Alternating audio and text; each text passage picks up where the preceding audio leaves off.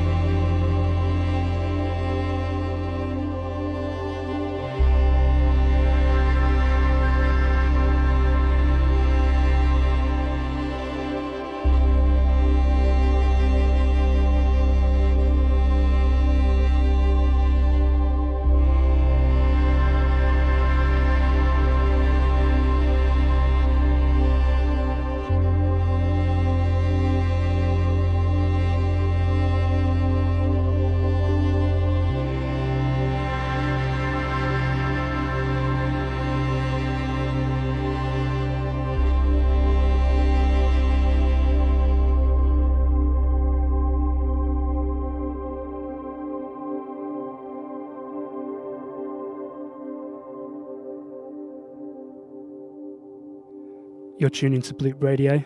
My name's Sean, I'm one half of Private Agenda, and this is Just Between Us, the monthly residency from us, where in each episode we're trying to join the dots between the music that we make and those that help us to make it. It's an attempt at exploring the finer details of collaboration and artistry in the modern creative ecosystem through conversation and through music. And this month we're back in a basement in Bloomsbury, and delighted to be joined by London's most mysterious, eclectic, experimental electronic music duo, Delmer Darion. And we'll be chatting with them about their forthcoming debut album, Morning Pageants, about the live shows that we've played together, and about collaborations that we've done over the past year or so, and just trying to dig a little bit deeper into the way that they collaborate with other artists and the way that they make the exciting, eccentric music that they make. But before we turn to that, I want to play this wonderful new record from a London-based band called Sunken.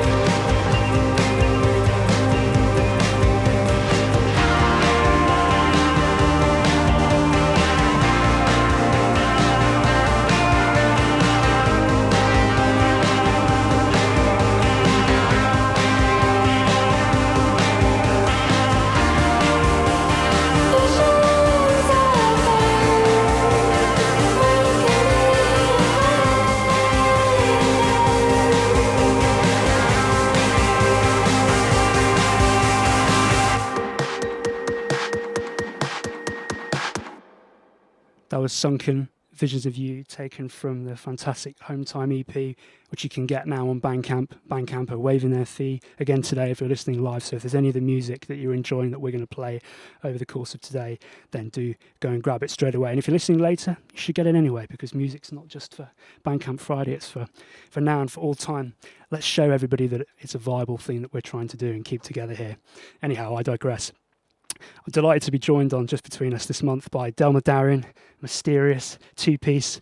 I'm going to be trying to really dig into this mysterious, eclectic music they make in the lead up to their debut album, which is due in just 2 weeks on Practice Music. It's called Morning Pageants. We had the pleasure with collaborating with them on one of the singles from that album called Narrowing, and we'll talk a little bit about that collaboration. But maybe just to begin with, I could get Delmer, Darion just to introduce themselves, talk about how it was that they came to meet each other, started making music together, and maybe what it was that started to inspire them to make the type of music that they make today.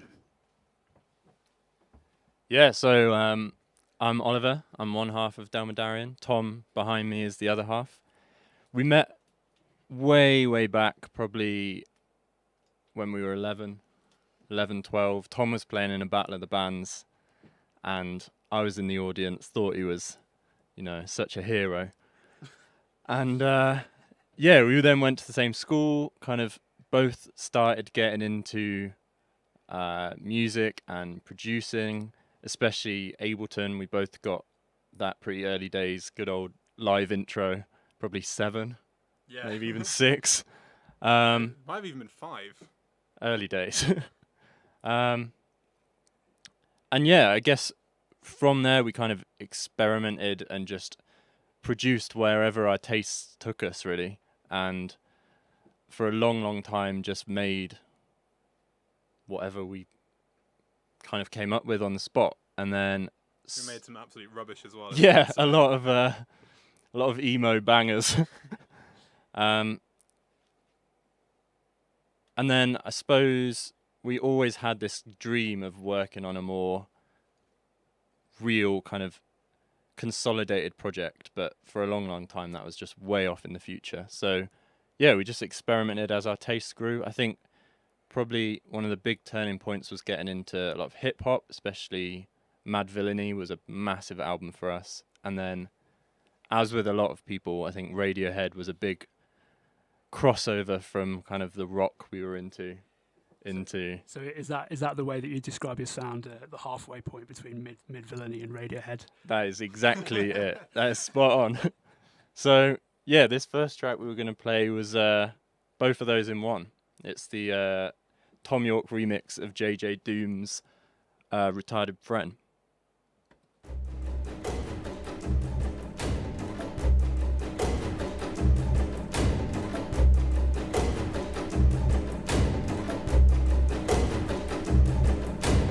Honest days work for honest days pay.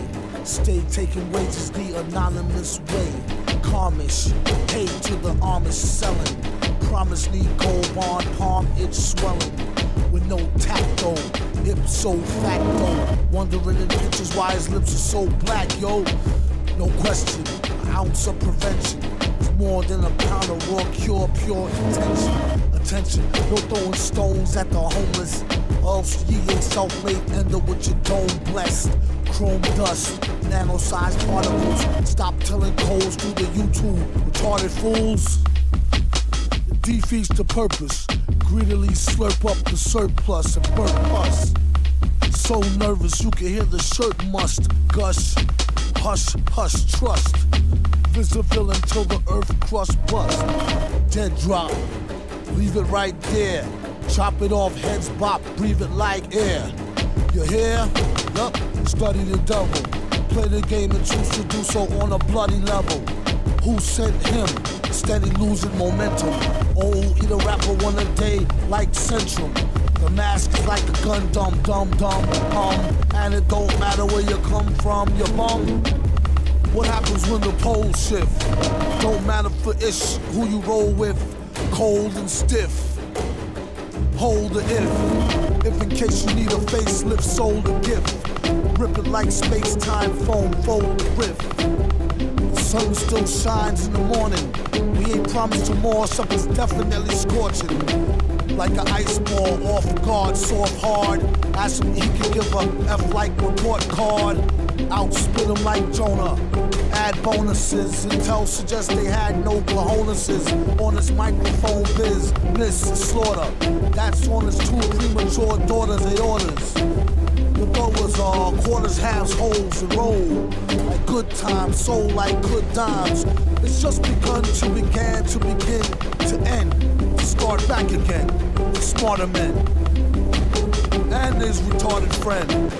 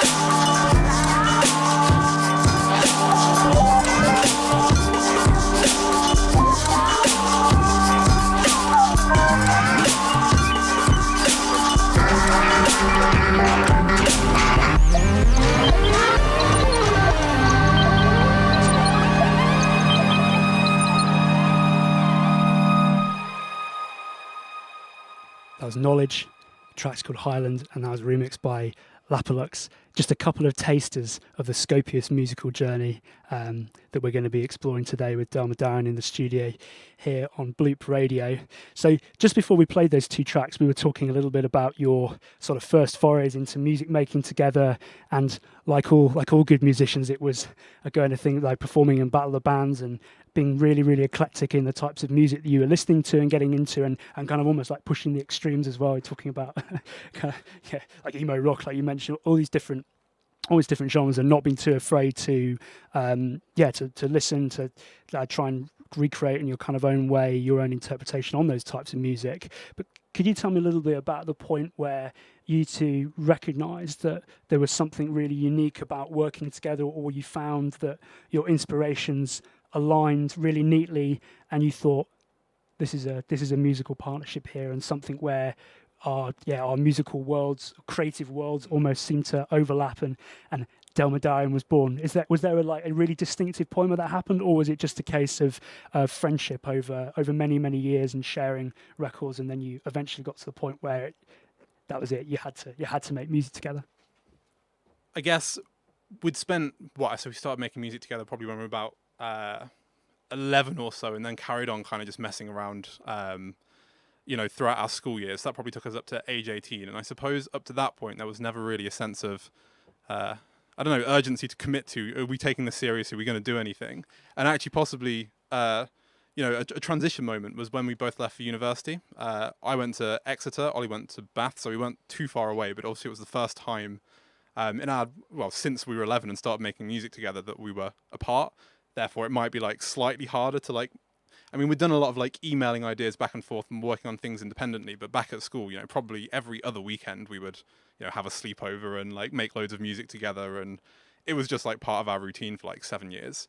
So I guess then we got to a point where we went to university where there was a slightly more serious question about like, you know, do we want to keep doing this? Like, in what way exactly do we want to keep doing it? And what do we actually want to achieve with this? You know, now that we're not 11 anymore, now that we're, you know, big grown-up 18-year-olds, like, what comes next exactly? And so I suppose at that point we started to feel like, actually, we do feel like we have a lot of synergy here. We do think that, you know, we can potentially do something quite interesting and quite special. We really love working together. And so maybe it's time to get a bit more serious about it. So then the first thing we had to do, of course, was find a name. Like, I think we probably spent, probably spent like, I don't know, probably 4 weeks just backing and forthing, having like a massive crisis about, you know, who are we? Like, we can't just be Tom and Ollie. Like, what's the name? And then quite a big like part of our routine when we were younger was watching films together. So we'd, you know, jam all day, and then just before it got time to sleep, we would, you know, cuddle up and watch a film together.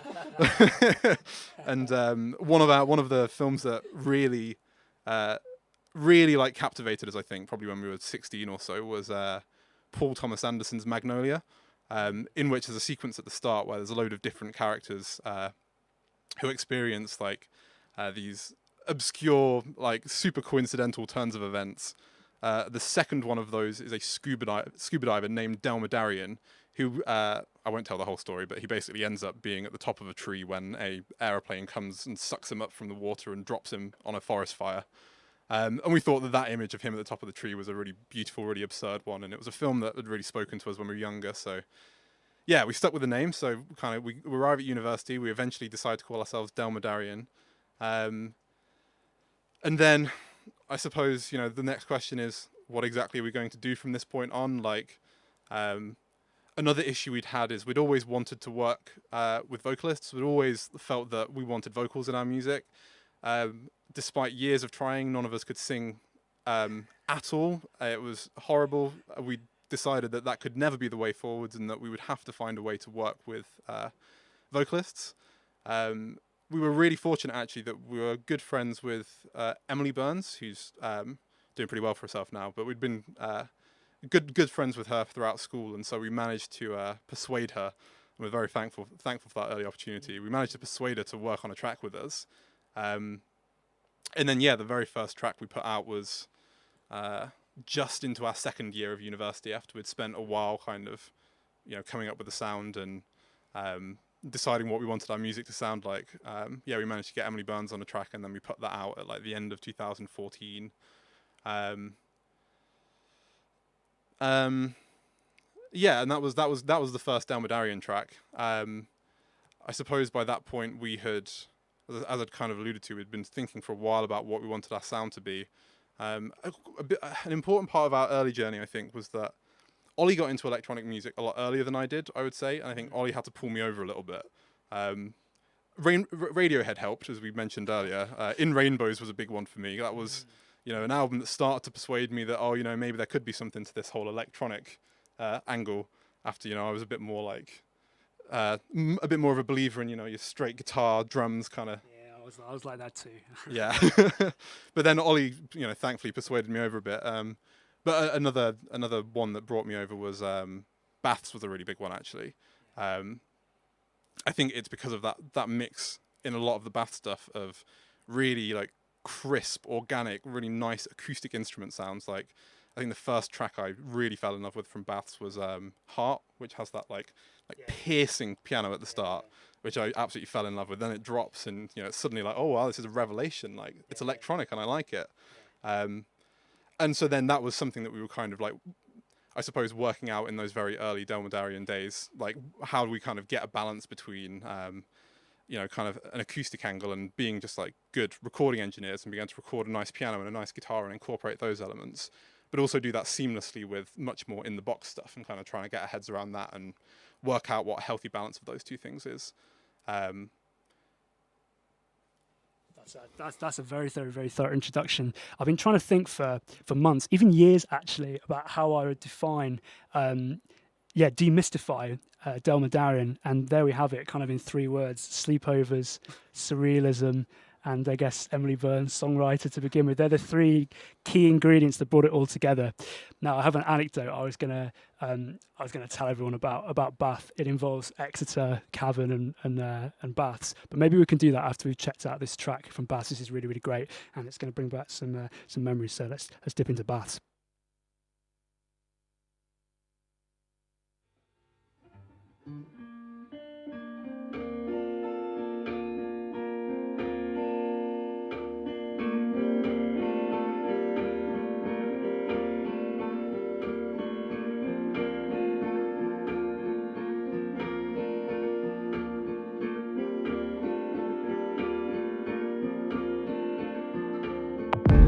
Slips on like a nightgown. Wear it around, stay in the house.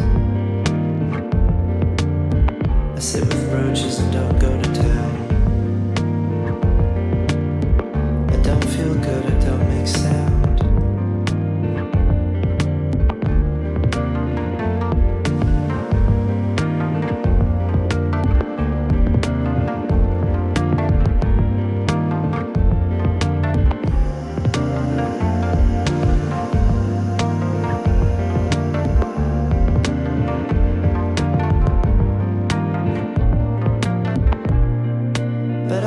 A bit out of body. I still feel the sun when it's foggy. If I so desire, I will come around. I will come to town. A bit slips on like a nightgown, but tugged by birds of light and sound. If I so desire, I will come around. I will come to town. Defiant but tired, I will come to town. I have to learn to live with myself. If I so desire, I will come around. I will come to town.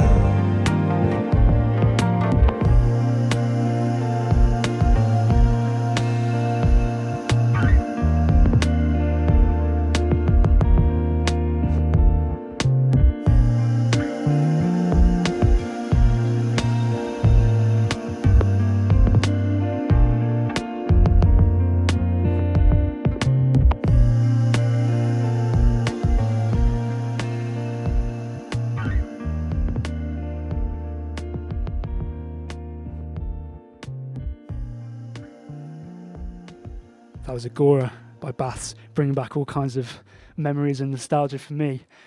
Story was that I was recounting before we played that track was that I saw Baths play in Exeter Cavan, and I must have been one of just a very small handful of people that attended the show, regretfully, on a cold, damp Wednesday evening, probably around about this time of year, a few years ago. But it was one of those occasions where it was the most.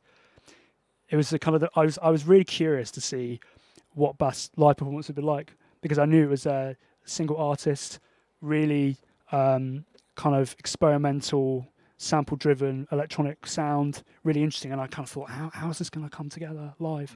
And it was honestly, it was one of the most it was a really special performance. It was incredibly engaging, even though it was just one performer on stage. You know, Will's incredible, and it was really, really special to see that. I was really into the kind of fake candles on the stage.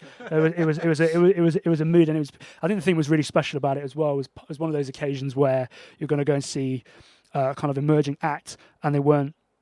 You know, it wasn't completely packed to the rafters, but everybody there kind of had got different things about Baths that they were intrigued by and were really into it. It was a really special occasion, and it was one of those occasions where you can kind of imagine the number of people there, because after the show we kind of all sat around and had drinks together and stuff. So it felt like a real family affair. So turning back to Delmer Darion, would you say that a record like Agora by Baths that we've just listened to provided the kind of the moment, the eureka moment for Delmer Darion, where you thought, that's it, that's the sound. This brings together all these different tastes and all these different bands, sounds, genres almost that I'm really into, and has found a really clever way of bringing them together. And then that was kind of like the gateway drug for you guys to try and experiment bringing these together. Yeah, I mean, first of all, I remember seeing those candles, but I think I've only had the pleasure of seeing them on YouTube videos, so I'm very jealous that you got to see those in the person. Yeah, Baths was massive in a few ways, I think. We've already touched a few times on the idea that certainly I think, needed a bit of pulling into the world of electronic music. I think Ollie got there earlier than me, but there was still a long time where I was, very fixed on the guitar music, the drums, and, every time he would send me something that was just pure MIDI, I'd be like, it's great, but, where's the distorted guitar? I think it was Obsidian, actually, by Baths that I was massive on Cerulean. I really liked that, but I think it was when I listened to Cerulean, yeah, it was when I listened to Obsidian in, I think that was 2013. That was also the year that we went to university. That I think really sold me on this kind of blend of, more acoustic elements and more electronic elements as well. That record just felt so complete and so wonderfly rich, and it was so, we spent so many months diving so deep into it and listening to the same song so many times. That really, I think brought us over to the world and really cemented what we thought our sound what we wanted our sound to be. And then another really important element from Baths as well was, you touched on like the live performance and kind of thinking about, wondering how that would all come together. Equally for us, when we started, once we got like one step further ahead and we'd made some music, and then we started thinking about, okay, how on earth are we going to play this live? To be honest, watching videos of Baths on YouTube was a really big starting point for us as well. The first gig Delmer Darion ever played was actually just me, because Ollie couldn't make it. But I was. Let's dip into that. So when you say you couldn't make it, was this like a no show or no? It's just what happened? So Exeter's kind of a long way from Bath. It's No, expensive it's train not. journey. Couldn't be doing that. Mind you, I think there were some people that actively avoid coming down to Exeter. Lots of bands actively avoid coming down to Exeter. So anyway, I think Ollie was just nervous for our first gig. No, anyway, I was going to say that what I ended up doing for that gig was I bought an Akai MPD32, which is what Baths used to use in the old days. He used to basically center his whole set around this, and he got it all MIDI mapped to do wonderful effects, and he just kind of deconstructed the songs as he was playing. And the first Delmer Darion gig was me doing a really poor imitation of Baths playing live. And this first performance was in Exeter. Yeah, it was at what used to be called Arts on the Move and then became Baltimore Festival. And I played in the old, there's like an old like operating theatre inside it's at Baltimore House, and there's an old operating theatre inside, and I played solo in there to maybe like 15 people who had no idea what I was doing. It's got the one with the real cold interior with a tiled roof, and it's kind of obviously Baltimore House, for people that don't know it, is a ruined estate essentially. I can picture the scene. I can picture the scene. Yeah. It was a really good atmosphere for it, but it was a very like blagged gig. That was still quite early on in the development of our live set and working out how you translate this kind of music to live. So there was a lot of just, I'm ashamed to admit it, there was a lot of just stems playing through start to finish, and me putting like the tiniest inflections on top of them, but almost just letting the music play in. And you didn't realise in that moment you'd actually mastered the craft. That was yeah, and that's all it still is. No, but I think moments like that where you sort of get over that first hurdle of it being your first performance and almost proving to yourself that it is feasible. Obviously, you can pick apart and you can think of so many things that you'd want to do to, really improve the performance, even like just the technical details, the setup, and how you can introduce more elements actually live. But actually getting off the ground and being like, actually, yes, we can take this. This what's almost a very studio-based sound at its introduction and make it something really compelling. Live as well, so that's that. Yeah, got to start somewhere. So yeah, exactly. I think it was one of those where you need to do something first. It's definitely going to be imperfect, but at least that gave us a much more concrete understanding of what it looks like, what it feels like to play this kind of music live, and it gives you, I suppose, a concrete starting point from which you can build. I think we should dip into some more music. I'm intrigued to explore a little bit deeper, a little bit further into both some of the music that you brought along and trying to give people listening in a bit more of an understanding of the kind of real eclectic taste within the not just electronic music, but well beyond electronic music over the next hour and a half or so that we have left. So What should we put on next? What do you reckon? Gonna say another kind of massive whole scene of music that we got really into was all the stuff coming out of like low end theory over in LA. People like Fly Low, Daedalus, Teebs, like that kind of really beat driven hip hop. When was this? Was this around about the time you're saying you first got into baths, or was this predating that? Yeah, probably a similar sort of time. Kind of, I got really into hip hop and that kind of beat thing, and then Tom was, into people like Baths, where there was the song structure and the acoustic instruments, and the crossover of that meant the sort of stuff we were producing was this kind of mash of recorded guitars with Fly Low type drums underneath. I remember one of the early songs we made was called Beat 54, and it was such a Fly Low ripoff. It was just straight like Fly Low drum beat, possibly even the same sample as one of his songs used. I don't know. It was a bit of a cheeky one. But did you release it though? Because if it's out there now, Yeah, we've got to pull it quick. Or it's been released and then hidden fairly recently. But yeah, so the next track we're going to play is a Daedalus track. It's just one of the guys from that scene that we really like. He's big into the monome as well, which is one of the first kind of pieces of music tech we really got into. So yeah, this is Strange Days by Daedalus.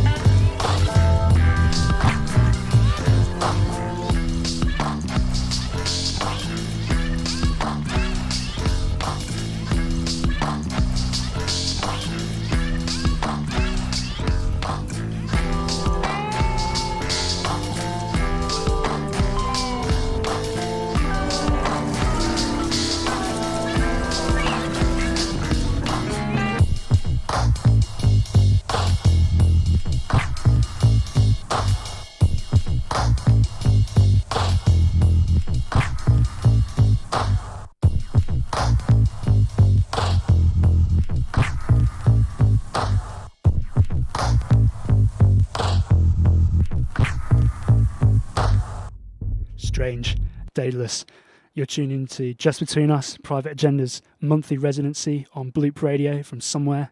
Well, not somewhere, it's a basement in Bloomsbury if you want to come and join us. I'm joined this month by Delmer Darion, IDM experimental electronic duo based in London, and we're having a deep dive into their music that they make, past, present, and maybe a little bit future as well. I want to dig in a little bit to a project that's been at the heart of everything that you've been doing for the last 5 years, and this is culminating in the release of your debut album in just two weeks' time, right? Yeah. It's called Morning Pageants, and we're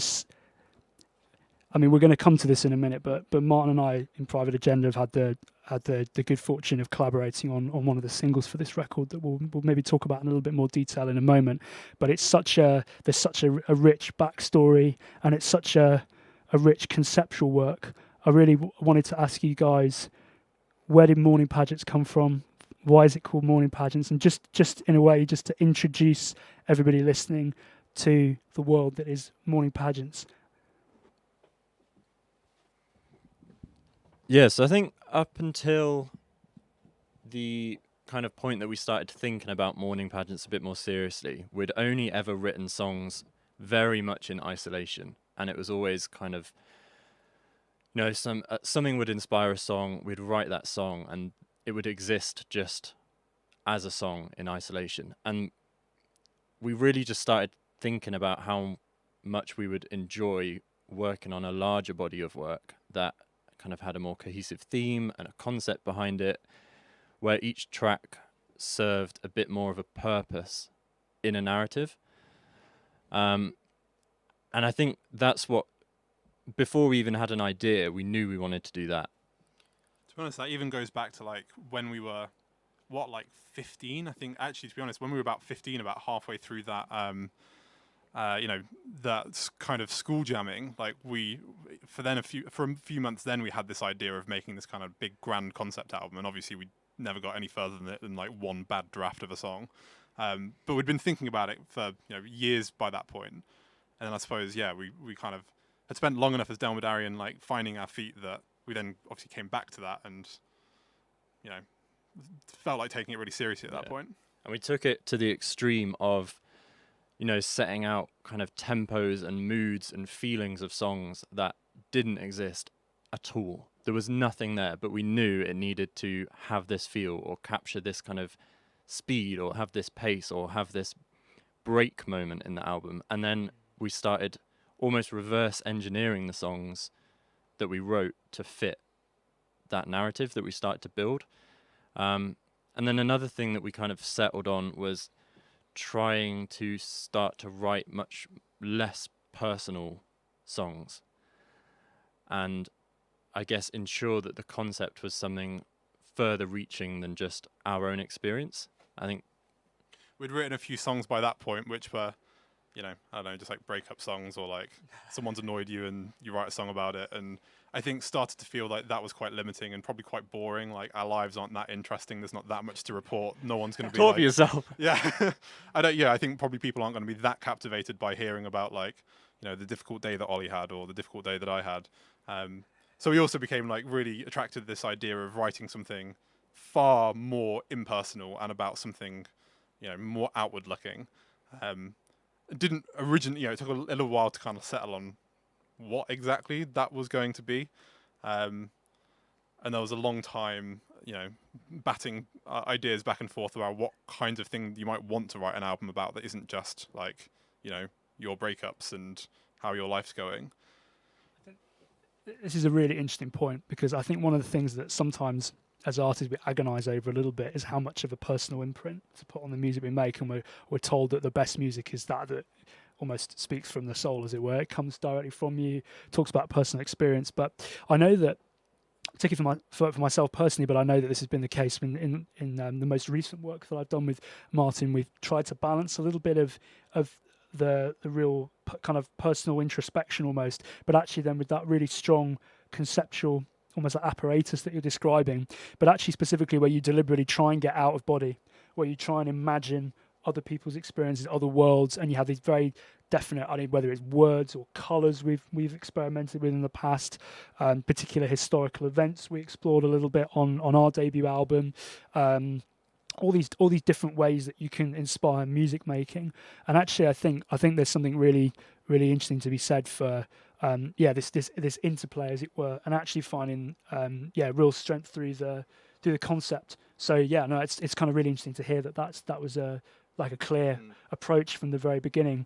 And the other thing that really struck me when you were talking about the album was this idea of reverse engineering, and I wondered how much that now is such a kind of key part of your music making, that the concept is the so much the central reference.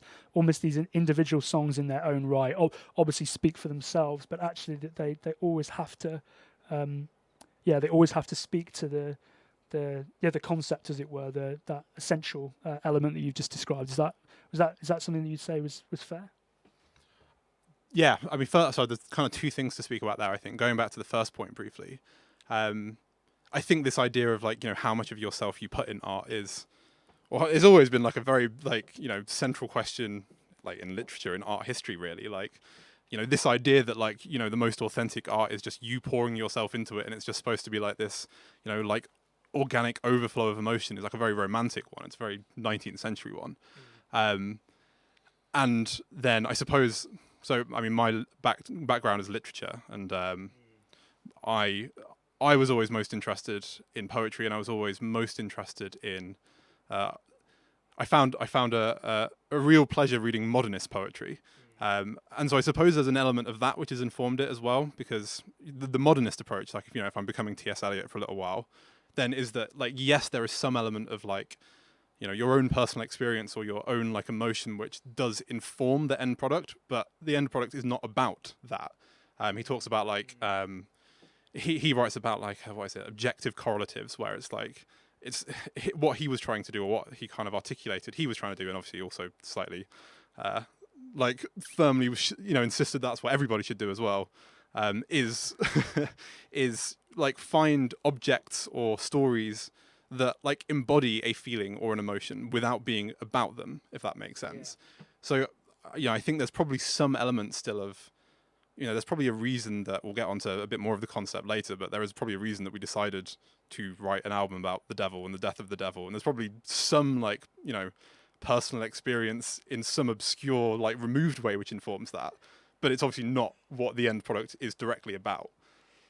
This is maybe a really unfair question, but do you know what T.S. Eliot had to say about that moment where art, as made by an individual between the two of you in kind of isolation, gets passed over into the public, as it were, into the public sphere, and then everybody almost has a stake, has a part in it, has their own reinterpretation of it, so it can never just kind of become just your thing. Don't know, we're maybe getting a little bit too philosophical. You're right, that is an unfair question.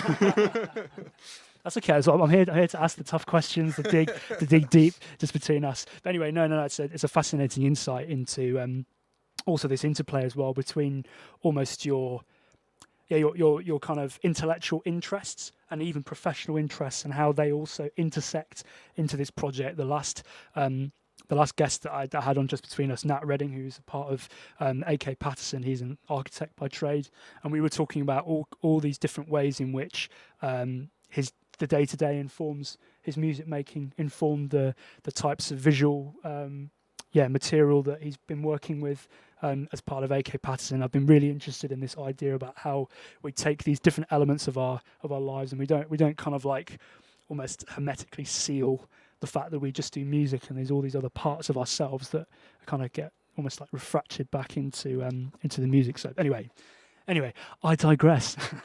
That was then the second question about how integral, I suppose, like this reverse engineering element is. Yeah. I wonder if you want to speak to that, Ollie, if you've got any thoughts on that. I feel like I'm hogging the mic. Yes, I think it was pretty important, and to the extent that some of the songs on the album are kind of, their sole purpose is to create a specific mood or do a specific thing at a specific point. And in isolation, they would be a very strange song to have coming out as a Delmer Darion song. So there's a couple of tracks that do that on the album that really just either introduce a kind of new idea, or they act as a transition point or a kind of break moment from some of the heavier tracks. So I think songs like that perhaps actually are where that reverse engineering is most clear, because they would never be a Delmer Darion song that sounds like that. But could you get to that point almost before you'd written all the material and you'd started to sequence it, or was that something? I'm just trying to figure out the kind of order of thinking almost that you.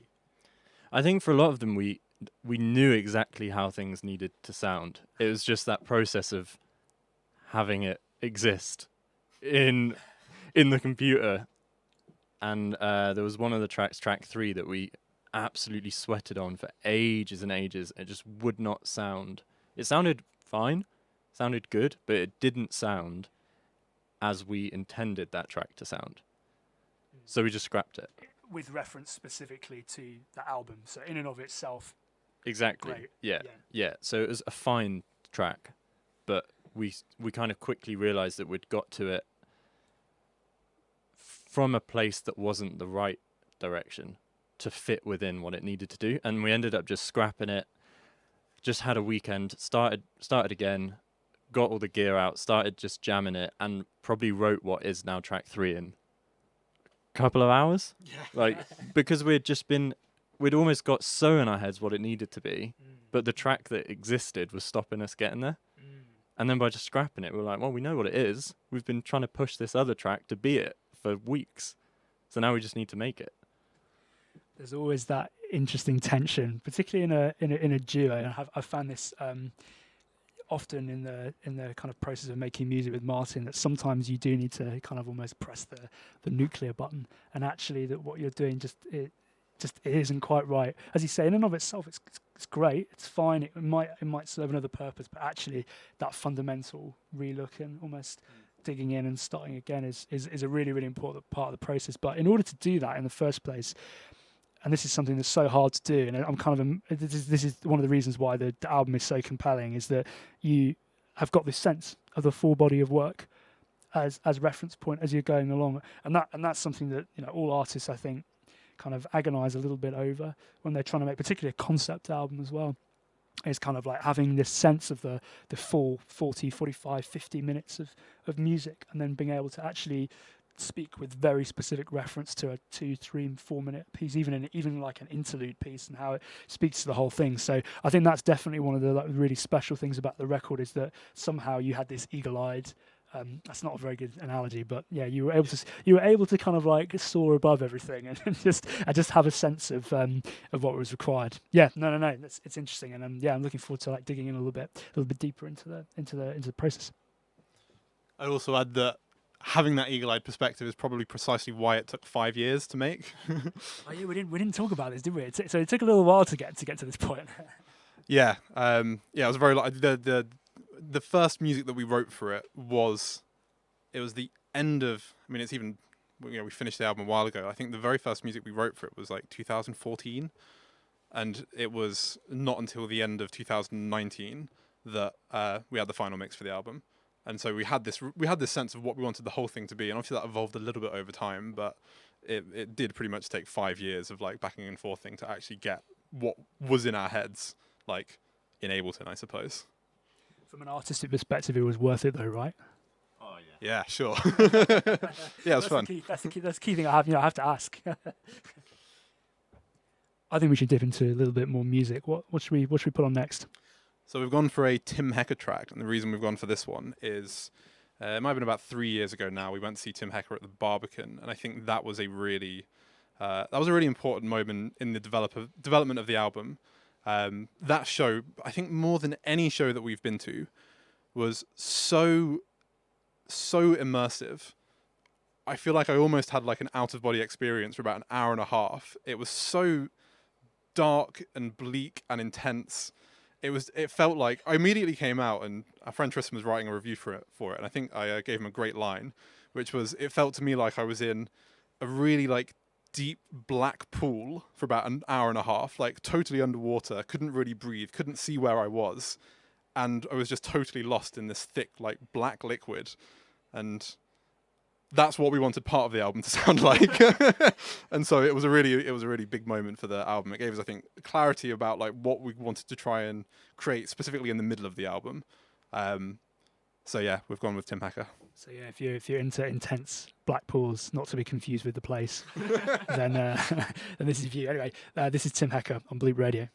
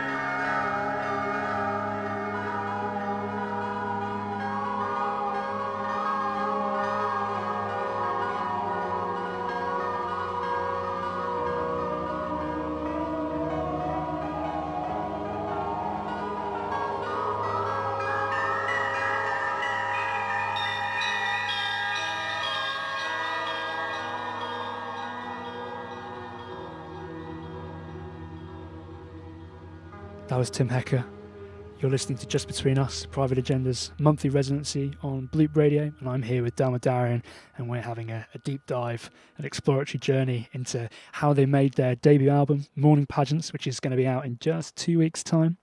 And just, I think, given its Bandcamp waiving their fee day today, well, regardless of whether you're listening live to the show or whether you're tuning back into the stream on SoundCloud, it's available for pre-order now on Bandcamp, so you should definitely do that. But just to tell you a little bit more, dive in a little bit deeper into the world that is Morning Pageants. One of the things that really intrigued me when I first had the chance to listen to the record is the deep conceptual story and narrative behind it. There's a really strong literary, visual set of references that underpin the music. Maybe I could just give you the chance to tell everybody like a little bit more about this, more than what they might have been able to find already online. Yeah, my pleasure. So I mentioned before that we'd been searching for something to write about. I mentioned that we'd been looking for something that was a bit more outward looking, more impersonal, and that was quite a hard. It took a while to kind of think of something that we thought actually, we felt like we wanted to dedicate 5 years to, and we felt that would warrant that time, and you would be able to dive deeply into it enough that it would make a an interesting electronic music album. What we eventually settled on, oddly enough, is the way I describe Morning Pageants. It's an album about the death of the devil. It's about the death of Satan, which makes it sound like a slightly different album than it actually is. I promise it's a bit experimental electronic. It's definitely not metal, but nonetheless it is about the death of Satan. Where that comes from is when I was I guess 20, 21. I was really into Wallace Stevens, an American modernist poet. So he was writing like the kind of first half of the 20th century. And he has a poem called Esthétique du Mal, where he writes something like in the 10th stanza or so. He kicks off by saying, "The death of Satan was a tragedy for the imagination." It kind of ties into a broader idea, a big theme that he writes about, which is that he was really interested in how, with religion kind of losing its way and like starting to fail to provide the overarching narrative that it once did for like Western society, after the death of God, I suppose. He was really interested in like what might be able to take that place, take religion's place. He felt strongly that there needed to be something. There needed to be some kind of overarching grand narrative that could, replace religion essentially. And it probably doesn't come as a massive surprise that Wallace Stevens, the poet, thought that poetry was the answer. But anyway, like one facet of that, and one thing that he writes about in Esthétique du Mal, is the death of Satan was a tragedy for the imagination. And I think the idea he's getting at specifically there is, if you don't have this narrative about someone like Satan, which, what Satan does is he explains a lot of things that are very hard to explain. When things go wrong, when things go tragically wrong, when things seem totally unfair, when it seems like there is pure evil in the world, like how do you explain that? Satan is a fantastic answer. You just go, it's just Satan. It's that guy with the horns who's like wandering around, like trying to make your life bad, trying to make you suffer. He is the reason you're suffering. If you don't have that, then, what do you have to fall back on? Like Satan is a kind of a scapegoat in that sense. So he was really interested in this question of, what happens to a society when more broadly it loses like religion, but in that particular instance, like what happens when you lose this Satan narrative? We thought that would, for whatever reason, we settled on that as being the idea to explore with a 10-track electronic album. So really that forms the basis for the entire album. That was the starting point. But then it allowed us to dive into a world of, like writings about Satan, depictions of Satan. There's obviously a very, very rich area historically. There's a huge amount that we were able to dive into. So then that provided a really nice starting point for going off in lots of different directions.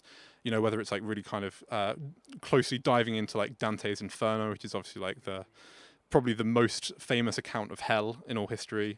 Whether it's like looking at like different like historical representations of Satan. That then became the starting point. And so then the question was like, what exactly is the narrative here? What story are we telling? And what we eventually settled on is, I suppose this sounds like maybe a little bit pretentious, but I always imagine the album being in 2 acts. And we very deliberately constructed the album so that there is continuous sound. There's never any silence until pretty much bang on the halfway mark, at which point that's when the music stops. If you have it on vinyl, that's when you flip the vinyl. So it's very much in 2 halves, and then the 2 halves of the album do quite different things. The first half of the album, what we were trying to construct was like, I suppose, a building sense of dread, a sense that things are kind of like decomposing and falling down, and we deliberately constructed it so that the music slows down as you progress through the first half of the album. Like literally the tempo drops from track to track, so that keys drop in some places, and so that just generally throughout that first half of the album you have this feeling of descending, really. And we were kind of, the narrative structure that underpins it is this descent through hell. In multiple places it's kind of guided by and inspired by just Dante's Inferno, and trying to like create somewhat of that feeling of a descent through hell towards this kind of inevitable kind of, this feeling of like inevitability and being conveyed towards something, being conveyed towards Satan, is kind of what the first half of the album is supposed to be. And then we end that half of the album in a very dark, bleak place with the 5th track, and then that's where the music cuts. And the second half does something slightly different, which is like, once you reach that moment, once you reach Satan and you get to see him for what it is, you start this kind of historical journey instead, which is basically moving chronologically through different historical stories, accounts of I guess like episodes involving Satan, and the idea being that through each of those accounts we start to like cast doubt on the idea of Satan, I suppose, and start to kind of construct this narrative in which people are becoming a little bit more doubtful, the idea is becoming a little bit more preposterous, and we move from like, the very end of the 16th century is where we start, kind of at the height of his power, and we start with this story of a French woman being possessed, but actually some physicians deducing through some really clever like analysis that she was faking it. We start there, and then we end in the 1980s in America with this story about some like, hardcore fundamentalist Christians arguing that He-Man and the Masters of the Universe was satanic, and that it was turning American kids to the occult, because it had these like, hidden little occultist references in it and something. And we just thought that was this wonderful, like totally pathetic image of, this is what Satan's kind of fallen to. Like he's curled up in like, cathode ray tubes of an old TV, like shooting He-Man images at kids to try and persuade them to come and join him. So yeah, I mean, that's a pretty quick account of it. Yeah, I mean, this is one of the really fascinating things when we're able to sort of really dig a little bit more into what Morning Pageants is all about, is that in terms of your concept, there's not just a deep, literally a deep dive as you described, but there's the thinking about the format really specifically. It's almost like this record, or the concept of the record, doesn't work without there being that point where you have to flip the record over, and thinking about the sequencing in that regard. But also the fact that there is actually this chronology almost as well, particularly to the second half of the record. It just shows the level of conceptual design that's gone into making the record. It's really fascinating to kind of hear a little bit more in practice about how this has been conceived, and then how it maps it, not just in terms of this chronological, almost like literary journey, but actually very much how it informs the music as well. I wondered, with reference to what we were talking about before, as to how much of the personal is kind of inflected or found in the music, would you say that the attraction of exploring the devil, thinking about hell, and the idea of like deliberately trying to do this musical play on a descent, particularly in that first half of the record, came from a feeling of dread, looking for kind of answers, looking for a scapegoat maybe in your own life? Or was it more of a reflection on the music you were making, and kind of from the complexity and the chaos of bringing everything together, you were looking for a thread, and maybe it's the devil, that's what it is? Or are both of those judgments nonsense? Have I got the wrong end of the stick? That is an incredibly piercing question. Yeah, I think that's the point at which I start to be a little bit more unsure myself. Is like we were kind of talking about earlier, like, there is almost certainly like some kind of inflection from like, personal feeling. There's probably some reason that we were compelled to this story, and that yes, we wanted to kind of create this feeling of dread and dissent and like things breaking down. I don't know, like, yeah, there's probably some element to which, like, at least one of us felt that in, like, some of our life at some point. You don't have to know, you see. This is That's, I think, you know, I'd have to start, like, psychoanalyzing myself in a way that I'm perhaps not prepared to do. you really are. You're going to go back to the 1920s again. You're really going to... Yeah. So I think there's almost certainly something in that. We were quite... One thing that helped guide the decision is I think we were quite early on compelled to make some quite intense music. We'd not quite done that before. We'd made like the tracks that we were kind of making before Morning Pageants were a bit more of a mix of, like Ollie said earlier, some kind of like beat scene stuff, and there was some slightly like sadder, like more emotional songs, but kind of a bit more chill. And we were really keen to have a go at making something that felt really heavy and like dreadful, you know, in the sense of full of dread, not awful. Make sure you got that gap between those two words. Yeah, dreadful. We were keen that we wanted to do something like that, and I don't know why we wanted to do that, but we did. And so then this kind of Satan idea fitted pretty well on top of that. But yeah, I don't know. I guess my answer would be I suspect there is some element of like the compulsion to, you know, make that kind of music comes from somewhere other than just pure intellectual interest. But I don't know. Very good question. There's lots of places that the music comes from, and you know, you don't necessarily have to find the root. It's just what fits at the time. That's my opinion, anyway. Right. I think we should listen to one of the final products of the record. What should we dip into? Maybe you could just introduce the track that we'll listen to. Television. Yeah. Feels like a lot of pressure after all this talking about. To finally show you some of it. I hope you like it. Yeah, it's our it's the latest single we've released. It's called Television. I mentioned briefly earlier that this kind of historical narrative in the second half ends with 1980s America and Satan curled up in the cathode rays of old TVs. That's why this song is called Television. Yeah, we'll give it a spin now. So this is Delmer Darion, Television from Morning Pageants, which is out in a couple of weeks' time.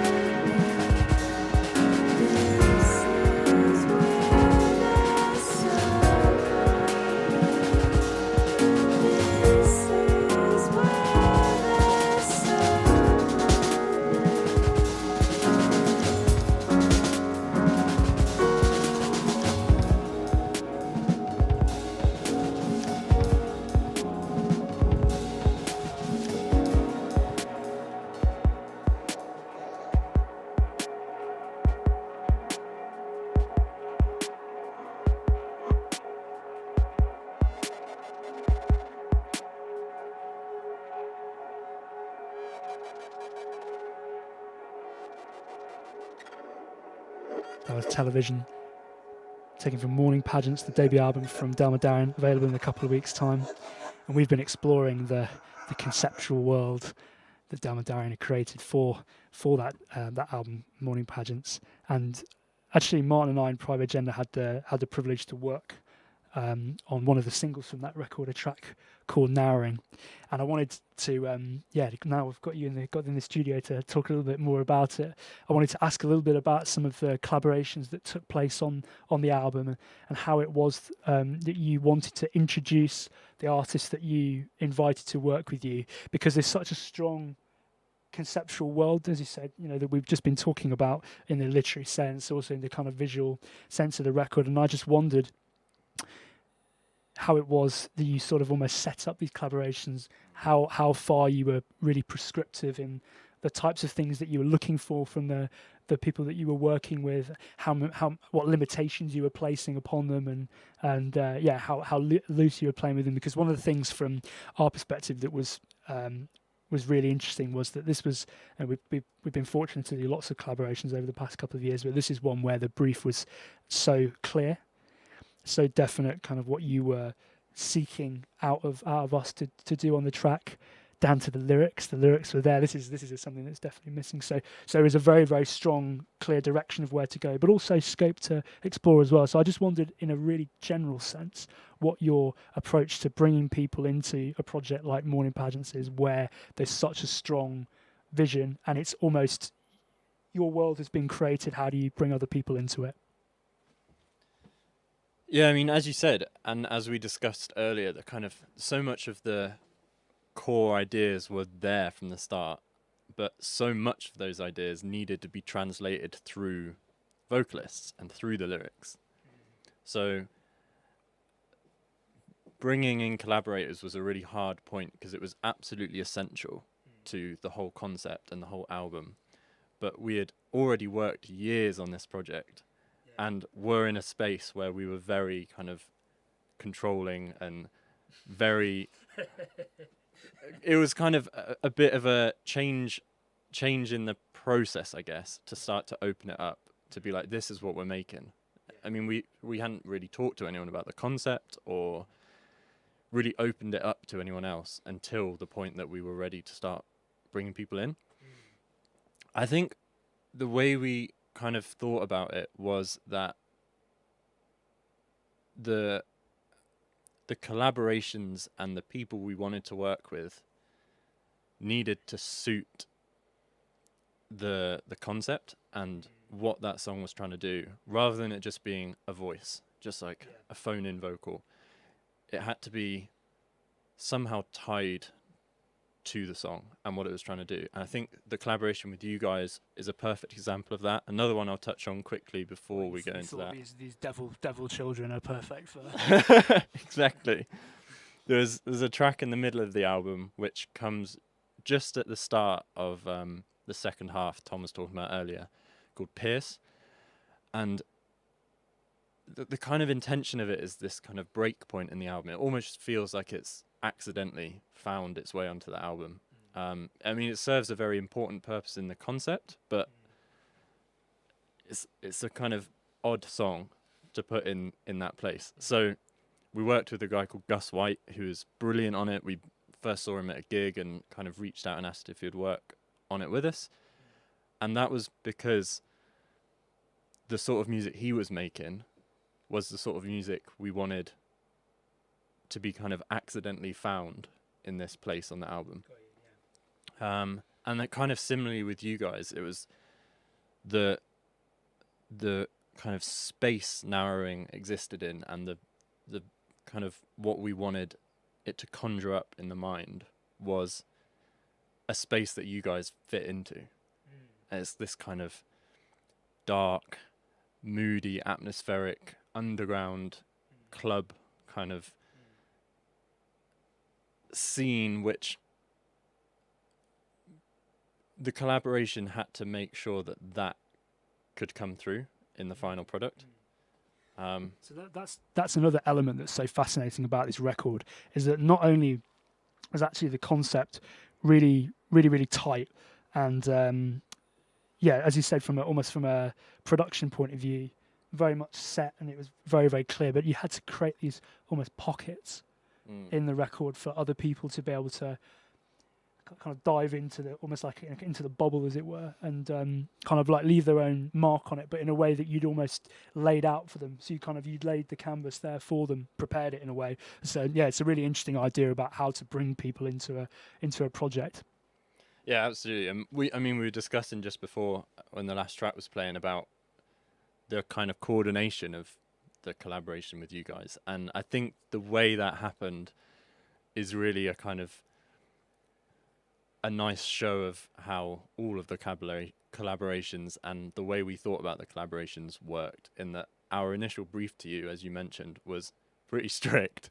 We had the lyrics, we had the melody even, we kind of sent almost the finished track and said, this is kind of... It was, do this. Yeah, it was, do this. And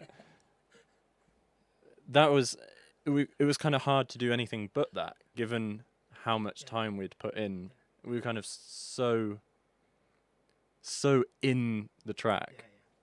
We couldn't think of anything other than being like, right, this is what this needs to be. This is what this needs to be. And you guys took it and you did wonders with it, but you knew to... We didn't do that. You did. You knew to break away from what we had kind of imposed on you. And the end result is something that's far, far better than what it would have been. You know, it's an interesting thing, because I can remember listening to the track kind of almost independently, Martin and I having a couple of ideas about it, but we didn't really speak a huge amount about precisely what we were going to do the collaboration. It wasn't almost a design from the beginning where we sat down and we said, okay, well, we really like the lyrics, but we literally saying we don't like the melody, we're going to change it. It was never anything like that. It was purely, we were listening to it, and then we just... It was almost just like doing a fresh take. We thought, let's have a go at trying something different, and it was quite immediate for us actually when we were working through what we thought would fit. So we tested it out, and it was one of those examples where I hope you feel this way, that we took most of what you'd said and enough conceptually that it still fit perfectly, but we deviated enough that it pushed, I don't know, a little air pocket or something in the record. So yeah, that's how I feel it came together, looking back with rose tinted glasses, a year or so on. I don't think too tinted. Sounds about right to me. Definitely. Yeah. No. It was a real pleasure to work on the track, and I think it's time we showed everybody. So this is Narrowing, featuring Private Agenda, and it is on Morning Pageants.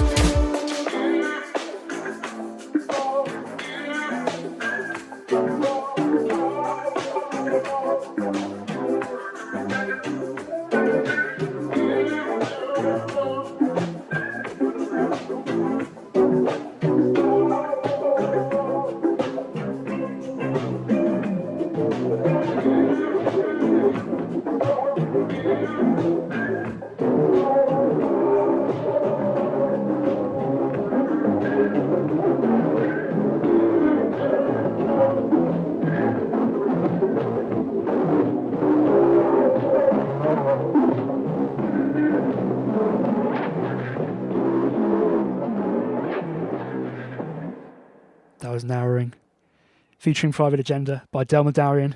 Features on Morning Pageants, their debut album, which is due out in a couple of weeks' time. We've been talking over the last hour and a half or so about that album, about the collaborations that we've done together, and about how Delmer Darion work in the studio. And on the subject of collaborations, Martin and I had the pleasure of working again with founding member of Private Agenda, Nicholas Bugaev, who released his debut album on Mute Records earlier this summer, The Upward Spiral, and he set us the challenge of reworking or covering, as we sort of jokingly referred to it, a track from that record. And also in terms of this idea of collaborating but with a really, really strong brief. One of the things that Nick did is he sent a very, very, very particular brief about the type of rework or reimagination that we might do within the scope of this body of reworks that he was compiling together with a whole series of fantastic artists like Chris Liebing and Benjamin Damage, who've also contributed to this project.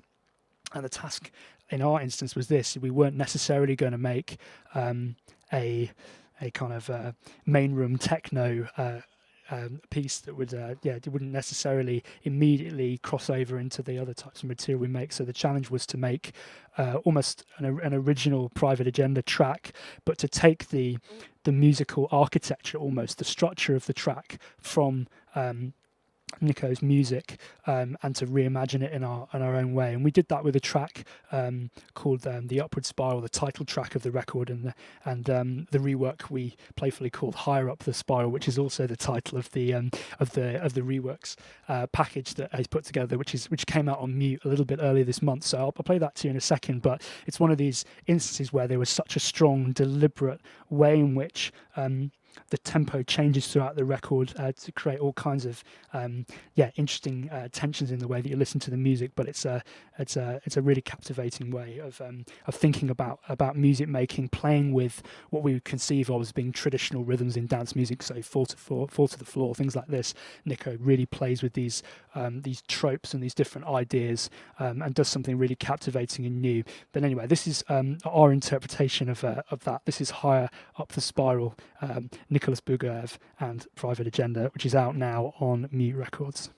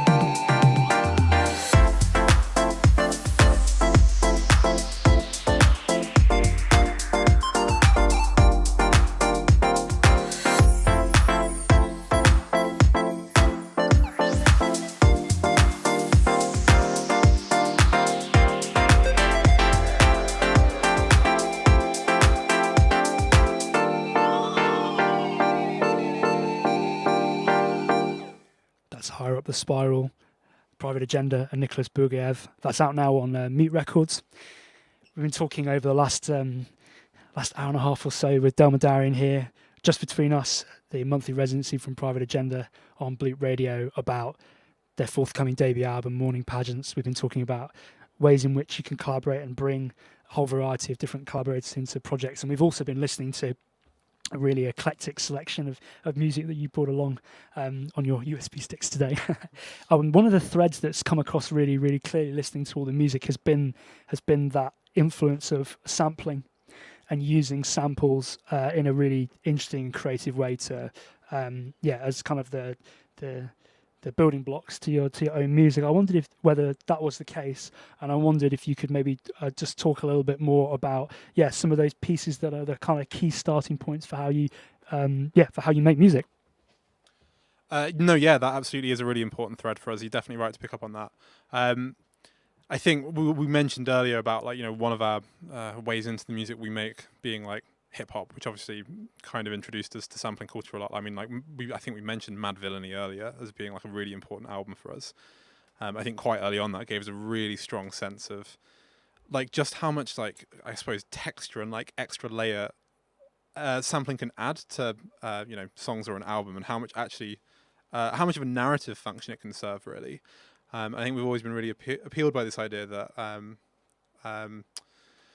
sampling almost bringing an entire another song which kind of exists in its own right into a new track, I suppose creates it's almost like a palimpsest kind of like relationship, right? Where you're writing on top of something which already exists. You said it. I was going to jump in and say, hang on, we need to tell people what a palimpsest is. Sorry. Palimpsest in manuscript terms is like when you sorry, you write over an old manuscript. So if you're like scribbling over an old manuscript, I think we were talking about this a little while ago, and Ollie told me that part of the reason they did that is because manuscripts were really expensive back in the day. So you'd like recycle an old manuscript and just write over the top of it instead. So it creates this kind of like palimpsest feeling where you're imposing like extra meaning onto something which already exists in its own right and already has meaning, and therefore creating just like more depth and more layers. So really important for us from when we first started being Delmer Darion, and we knew that was something that we wanted to bring into Morning Pageants. But I think when we started making Morning Pageants, we were quite keen to make sure that everything we did was totally legit. There was no copyright issues, whereas before we'd been sampling willy-nilly and taking whatever we wanted because no one was really listening to it. Now, with the intention of possibly releasing this, we were quite keen to steer clear of any issue like that whatsoever. And so we eventually came up with this approach of making our own samples, which I'll explain a little bit. So what we did for a lot of the tracks on the album is we first wrote and recorded other songs. So for narrowing the one that we worked on with you guys, the first thing that we made for that was actually like a 120 BPM super bright like poppy upbeat kind of disco-y track, and then we took that, we bounced it, I think we baked it to tape a couple of times maybe, took that back, slowed it down to 88 BPM, which is I think the same relationship as if you take a 45 RPM vinyl and slow it down to 33 was the idea with that. So we made that, and then we kind of made this sample of like a slowed down, like warped kind of disco song, and used that as the basis for creating the kind of instrumental for narrowing. And we did that in a bunch of places on the album. That's been a pretty significant part of the process in making the instrumentals, is kind of in making these original samples and then working from that as a starting point. Which was an interesting process because it's when you're making your own samples, like on the one hand, that gives you way more control over what the sample sounds like, which in some cases is really useful. But then it also kind of gives you too much control sometimes, because you know that you can always go back and change it. And so you don't necessarily commit so readily to just, this is what it is, this is how we have to work with it. And we're not going to allow ourselves the freedom to play with it anymore. So actually we got into a bit of a habit of pretty much all of the samples we made, we'd export, we'd bounce to tape, 1, 2, 3, 4 times or whatever. And then we would only allow ourselves to use that like bounced tape recording, so that we had no flexibility to go back and change the original sample in any way. There's a pretty funny story about the tape sampling that cropped up just a week or two ago, is that all the samples throughout the album and loads of the other bits were all bounced to tape like 3 or 4 times, and would go through this process of recording it to the reel-to-reel, then separately recording it back off. The imperfections of the tape would mean it would then go totally out of time, especially once you've done that 3 or 4 times. So Tom spent countless hours in Ableton warping all these taped recordings back into time. And way after the album's finished, the other week we were working on something new, and we realized that we could record simultaneously from the tape and to the tape by monitoring it. And if you do that, it doesn't change the timing at all. It just records back in perfectly. So that was a pretty devastating moment for Tom, looking back on those hours and hours of wasted sample warping. I don't know. I feel like when you're making an album, you need to have those like aborted attempts, like various points. So maybe I don't know. Maybe you learn something that you maybe try again, and you can say that authentically you did it in this like really. You had your fingerprints on everything. Every stage. I don't know.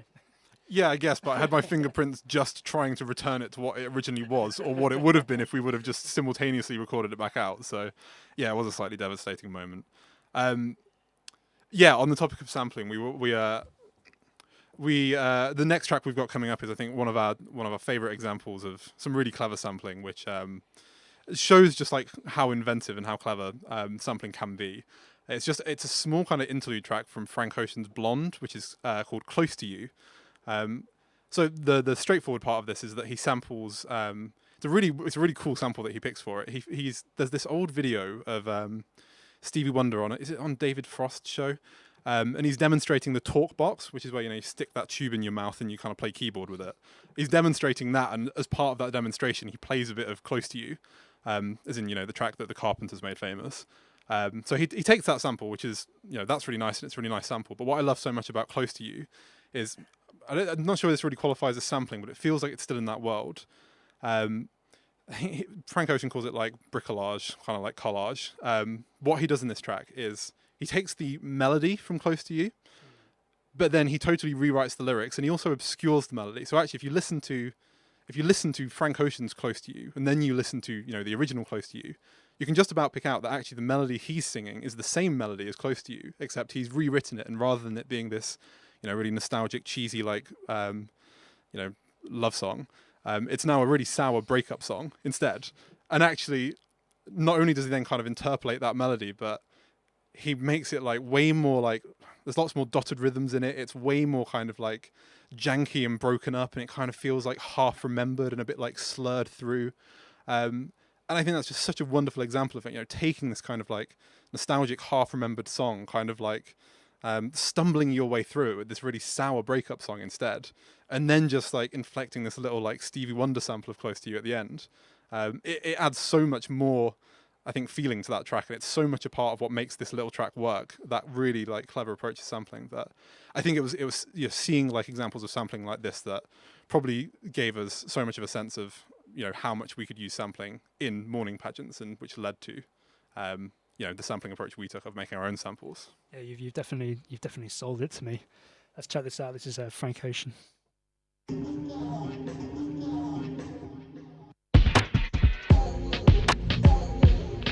I'll be honest, I wasn't devastated, but you could've held my hand through this, baby.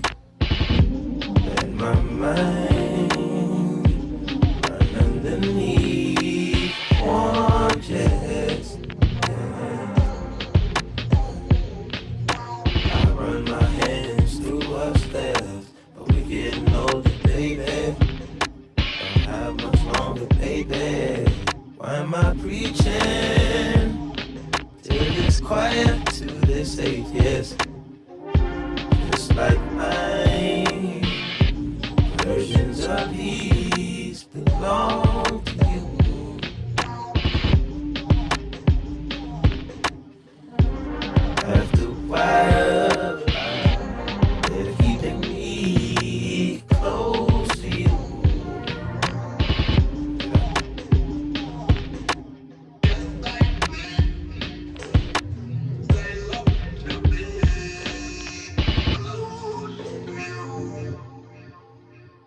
There we go, a masterclass in reimagination there from Frank Ocean, and really, really well explained why that informed your own process so clearly for Morning Pageants. So we've been talking so much about this record you've been working on for such a long time, and it's almost scheduled for release. One thing we've actually not yet mentioned is who it's coming out with. You guys are working with Practice Music. So yeah, I wondered maybe you could just very quickly like tell everybody who Practice are, how that came about, and yeah, what you have envisaged for this record, and then for the future beyond. Because for people that have not heard about you guys before and don't know about the imminent release of this record, it's a really wonderful bundle you can really get with this. It's a double LP, but then there's also a chat book as well, which I'll let you guys explain exactly what this is. But yeah, no, it's exciting prospects. So maybe you could tell us about Practice and about how this all came together.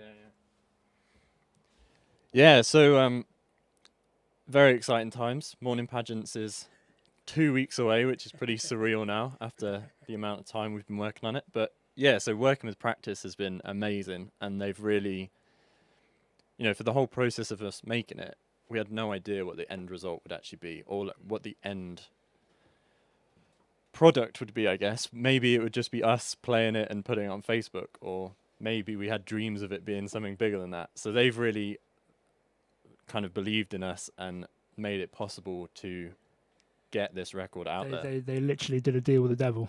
Yeah. Hope it pays off for them. We met them through our good friend and manager Tristan, that's just turned up a little late. And yeah, so there's all sorts of things that have been made possible by working with them. One of the ones we're most excited for is the physical release, which so doing gatefold vinyl with a chat book, which the chat book kind of details a lot of the things we've been talking about, but gives, I guess, a bit of insight and a bit of a clue as to what path to follow to start to break down some of the songs even more. And doesn't necessarily kind of hold your hand and explain them all, but gives you a starting point. It suggests. Exactly. Yeah. So that's a really amazing kind of companion piece for the album, which we're really excited about. And then we've got some prints going out with the album as well. So yeah, if any of that sounds good, it's available to pre-order. Yeah, well, I mean, today's a good day for those of you that are listening live to the show. It is a Bandcamp Friday. Yeah. So they're waiving their fees today, but really, as you know, as I said before, any day of the week, it's a really special record which we've been lucky to work on with Delmer, Darion, and this added extra, this element that that this project was realised specifically to be pressed to vinyl, with this idea of the two sides that we were talking about before, and then the fact you have this companion piece as well makes the physical product the only way to experience morning pageants. Yeah. I'm also like pitching for a marketing job with you guys, I guess, by talking about it in this way. But no, it's a real achievement. It's a really special record, and it's a real thing as well for you guys to have found a label and a team that actually really understand the concept, have believed in it enough, and then have actually like allowed you guys to realise it in a way that literally embodies it in the way that you wanted absolutely. To. It's hard to find, you know, you can't. Yeah. People just don't get it. Maybe you do all this work and you say, you know, it's got the descent in the first half of the record, and then it's got the narrative arc for the rest of the record, and people go, okay, cool, but you know, just digital will do. Where are the bangers? Well, yeah, where are the singles? Yeah. Yeah. So yeah, that's very exciting next 2 weeks for us, and then lots more to look forward to. I think we're really excited to get back playing shows, and this whole entire period not playing shows, we've kind of been developing some visuals and different things that can really amplify the shows when we can get back to it. So that's super exciting. And then we've been writing new stuff as well. I think the aim is to maybe not get stuck in another 5-year concept cycle. Think about maybe releasing a song a little bit quicker this time, which will be nice. I think it'll be refreshing for us to just work on some songs just kind of back like we used to, in isolation almost. Just like, oh, that's a cool idea. That sounds nice. Let's run with it for a weekend and release it. Yeah, you feel like maybe the next step for you guys is to have that complete freedom, almost to start again, and then maybe you might get to that point where you reintroduce or you introduce this kind of conceptual architecture, structure around what you're doing, and then you can maybe work from that. I think it's always an exciting point where you feel like you have the fresh start, and you can get back to your roots. Yeah, exactly. And I mean, there's ideas forming for the future. There's things are there, but it would just be too much to go on. 2 weeks time, we'll get straight back into the next 5 years. So I think, a bit of time to just. There's no need for a big reveal on Just Between Us, don't worry. Yes, nothing ready to reveal yet. Well, look, it's been a massive pleasure to have you guys on the show to talk about morning thanks pageants, very much. and to really dive in much deeper into all the underlying thinking that's gone into the music making from when you were teenagers through to the release of this debut album. It's a really special piece of work from Delmer Darion, so definitely do check it out. And for those listening, I hope you've enjoyed this month's episode of Just Between Us. We've got time for a couple more songs, but I'll have to say thank you very, very much to Delmer Darion for taking the time to come into the show. And I hope you've enjoyed Just Between Us, this exploration of collaboration, music making, all the struggles and strife of this unviable industry that we somehow have been told we find ourselves in these days. But no, it's been really interesting to dive particularly into this record and to almost understand a little bit more about the collaboration we were involved in, and that's been really, really good. And and I obviously wish you all the best of luck with the record as it comes out. And we're going to play some One of Tricks Point Never just to ease everybody into their Friday evening. so thanks, guys. This is one of Tricks Point Never on Bleep Radio.